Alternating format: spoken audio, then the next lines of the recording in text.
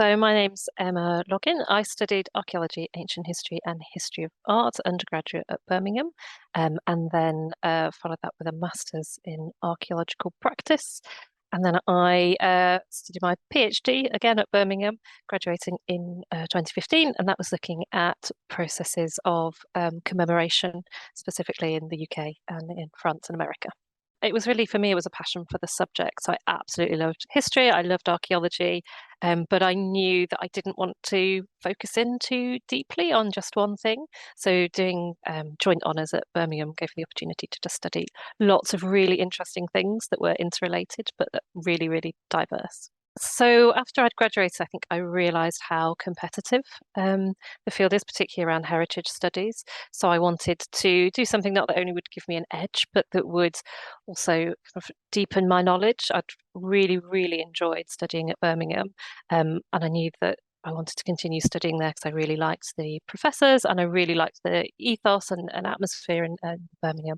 But really, I just wanted to gain a little bit more knowledge and a bit more depth of the subject before entering into my career. I graduated in 2015.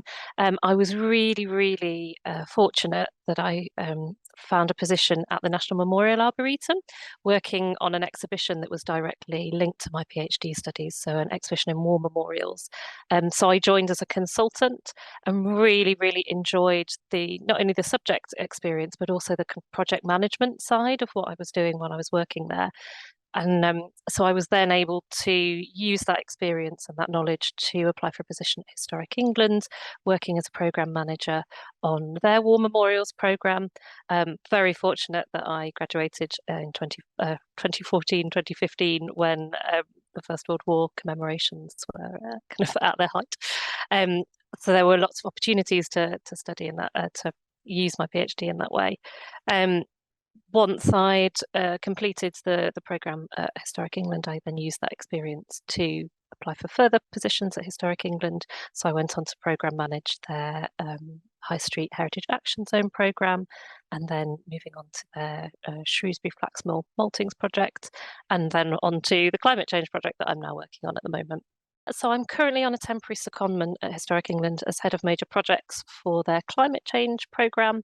So this is a huge programme across the organisation that looks at how we as an organisation give advice to the heritage sector on how heritage can be used to contribute towards the climate adaptation, but it also looks at our own HE, so Historic England's net zero policy in terms of how we as an organisation reach net zero. So what I really love about the job that I'm currently working on is just the diverse range of things that I get to be involved in. So our climate change programme covers everything from applications to offshore wind farms, to retrofitting historic properties, but also to how we as an organisation meet our own climate to net zero commitments. So it's just a really broad and interesting range of things to work on. I also get to work with a really knowledgeable and passionate group of people. I think within the heritage sector, you meet some really, really passionate people who really know their subjects, and it's a real honour to be able to work with them day in, day out. I would say actually be very proactive. I remember doing a lot of different things, volunteering for things when I recently graduated, but also be strategic and quite ambitious in how you dedicate your time. As a postgraduate, having a postgraduate degree, you've got lots of knowledge and skills that you can bring to an organisation. So don't feel that you just have to, volunteer to just stand in a historic building. Actually, you'll have project management experience, you'll have budgeting experience if you've done any paid projects during your degree.